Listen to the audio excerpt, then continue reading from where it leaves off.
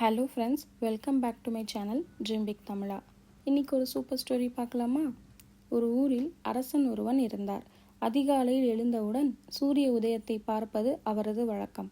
வழக்கம் போல் அன்றும் சாளரத்தை திறந்த அரசருக்கு ஏமாற்றம்.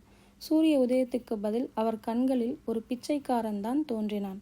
போயும் போயும் இவன் முகத்தில்தான் விழிப்பதா என்று கடும் வெறுப்புடன் திரும்பினார் அரசர். திரும்பிய வேகத்தில் சுவற்றில் அவரது தலை அடிபட்டு ரத்தம் கொட்டியது.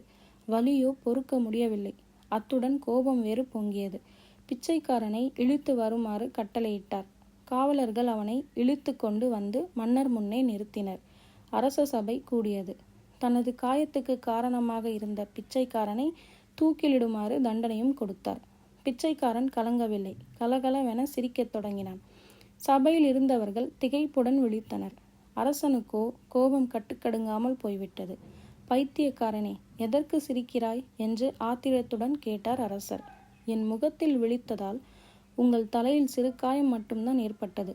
ஆனால் உங்கள் முகத்தில் நான் விழித்ததால் என் தலையே போகப் போகிறது. அதை நினைத்தேன், சிரித்தேன் என்றான். மன்னன் தலை தானாகவே கவிழ்ந்து விட்டது.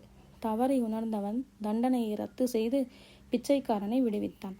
கதை நீதி: தைரியம் என்பது தன்னம்பிக்கையின் மறுபெயர்.